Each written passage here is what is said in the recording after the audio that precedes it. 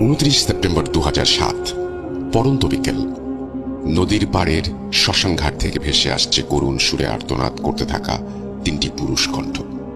সেই আর্তনাদে মুহূর্তেই শ্মশানের চারপাশ যেন জনসমুদ্রে রূপান্তরিত হলো। উৎসুক জনতার ভিড় ঠেলে এগিয়ে যেতেই দেখা মিলল খুব পরিচিত তবে হৃদয় ভাঙা মলিন তিনখানা মুখ, চেয়ে আছে চিতার ওপরে দাও দাও করে চলতে থাকা এক গোলাকৃতি বস্তুর দিকে। তাদের মধ্যে একজন খুব তাড়াহুড়ো করে এই নদী থেকে জল এনে দাও দাও করে চলতে থাকা বস্তুটির ওপর ঢেলে দিয়ে সেটাকে নিজের শার্টের কাপড়ে পেঁচিয়ে হুড়মুড়িয়ে রওনা দেয় অজানা গন্তব্যে। কি এমন ছিল সেই গোলাকৃতি বস্তুটির মাঝে যা নিয়ে তাদের এত আর্তনাদ? জানতে হলে একটু অপেক্ষা করতে হবে। আমি মারা গেলে আমাকে কবরে নিস না, আমার লাশটা শ্মশানে নিয়ে পুড়িয়ে দিস। ভাই, কখনো কি শুনেছেন কোনো মুসলমানের সন্তান এই ধরনের নাজায়েজ কথা বলে? জানি শুনেননি, কিন্তু এই উক্তিটি আমি কেন আপনাকে বললাম জানেন? শুনুন বলছি। মোহাম্মদ আব্দুল করিম আমার নানার নাম। যেমন ধার্মিক তেমনি দয়ালু ব্যক্তি ছিলেন আমার নানা। মহান আল্লাহর দয়ায় অনেক ধন সম্পদের মালিক ছিলেন তিনি। ঘটনা পরিক্রমায় ওনার দুজন স্ত্রী ছিলেন। মূলত অসহায়কে নতুন রূপে জীবন ফিরিয়ে দিতেই প্রথম স্ত্রীর অনুমতিতে দ্বিতীয় বিয়ে করেছিলেন তিনি।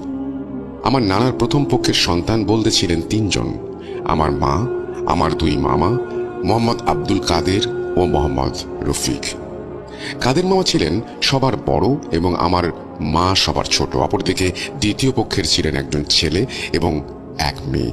যদিও আমার নানা তার দুই পরিবারের জন্য আলাদা বাসস্থানের ব্যবস্থা করেছিলেন, তবুও দুই পরিবারের সবাই সবার সাথে খুব সৌহার্দ্যপূর্ণ আচরণই করত এবং বেশ মিলেমিশেই চলত।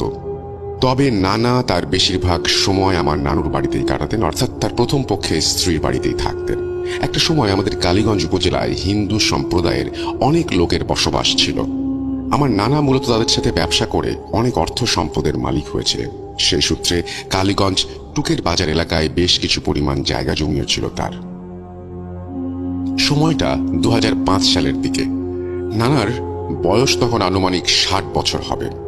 শেষ বয়সে এসে নানা যখন তার সম্পদের ভাগ বাটোয়ারা করে দিচ্ছিলেন, তখন তার দুটি বাড়ি দুজন স্ত্রী নামে লিখে দেন এবং জায়গা জমি বিক্রি করে কিছু নগদ অর্থ দুই পরিবারের সন্তানদের জন্য দিয়ে দেন।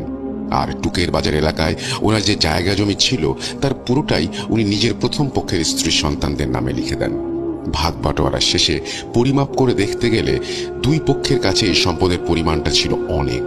যদি কথায় বলি তাহলে দুই পুরুষ বসে খেলেও সেই সম্পদ ফুরানো কঠিন।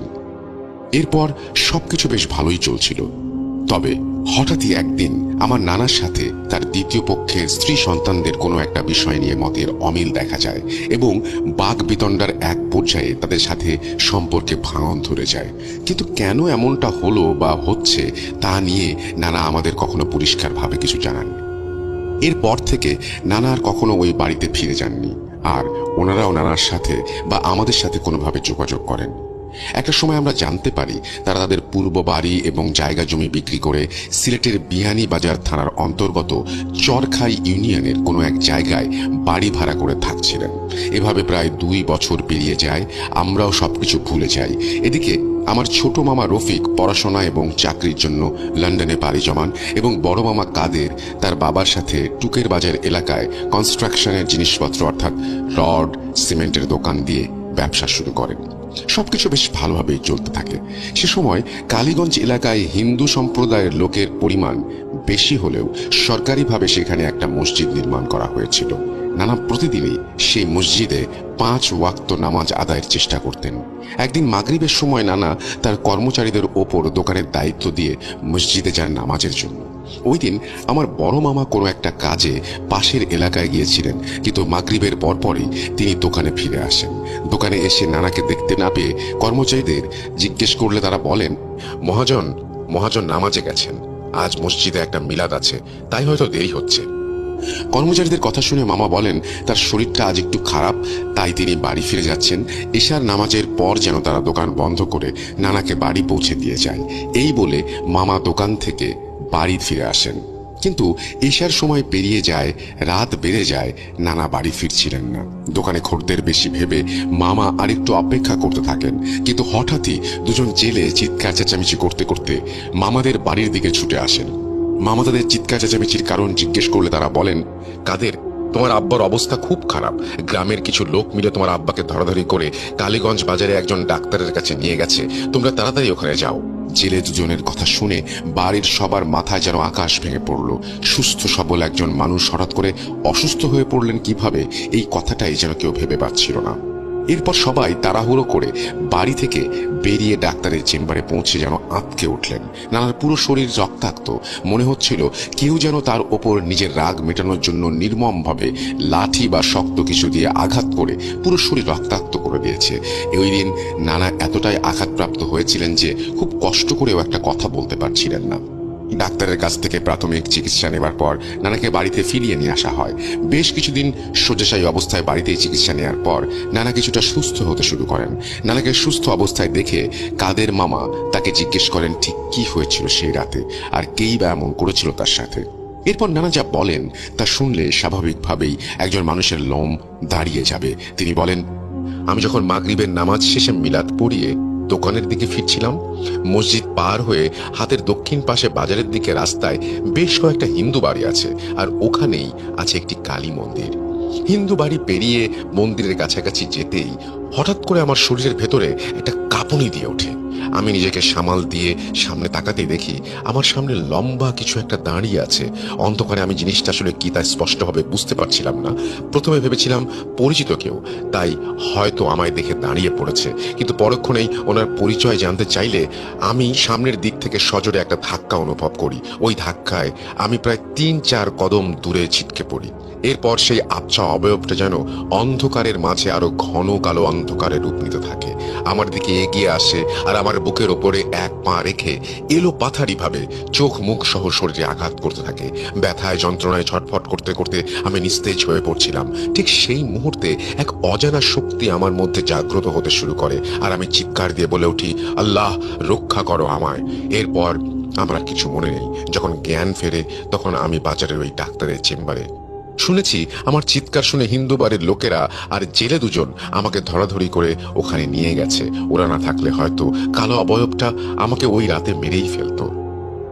নানার কথা শুনে বাড়ির সবাই যেন বাকরুদ্ধ হয়ে গিয়েছিল।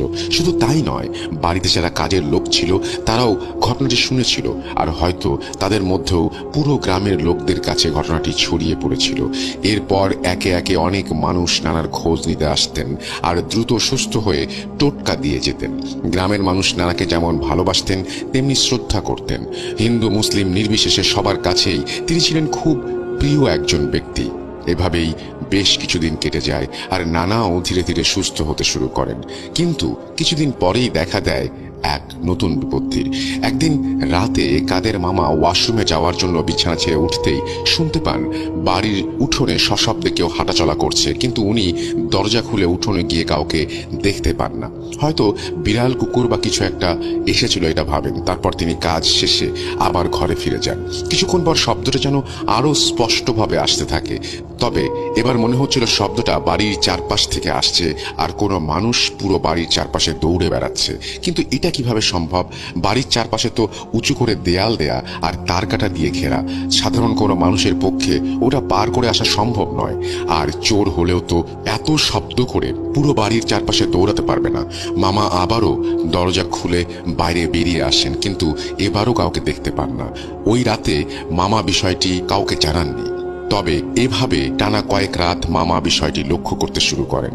তবে বাড়িতে বড় মামি নানু সহ আরো কয়েকজন থাকলেও বিষয়টা শুধু মামাই খেয়াল করেছিলেন। যা হোক, এভাবে কদিন কেটে যাওয়ার পর নানু পুরোপুরি সুস্থ হয়ে ওঠেন। সুস্থ হয়ে নানা আগের মতো আবার দোকানে যেতে শুরু করেন। এমনই একদিন দোকান বন্ধ করে নানা বাড়ি ফিরছিলেন। দোকান থেকে বাড়ি ফেরার পথে দুটো শ্মশান পড়ে।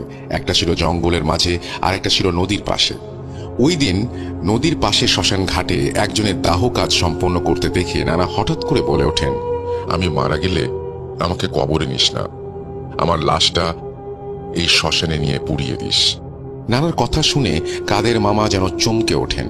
খাঁটি মুসলমান হওয়া সত্ত্বেও একজন মানুষ কিভাবে কথাটি বলতে পারে তা ভেবেই মামা স্তব্ধ হয়ে গিয়েছিলেন। তিনি মনে মনে তওবা করে নানাকে এমনটা বলার কারণ জিজ্ঞাসা করলে কিছুক্ষণ চুপ থেকে তিনি বলেন, যেটা বললাম সেটাই করিস। আমাকে শ্মশান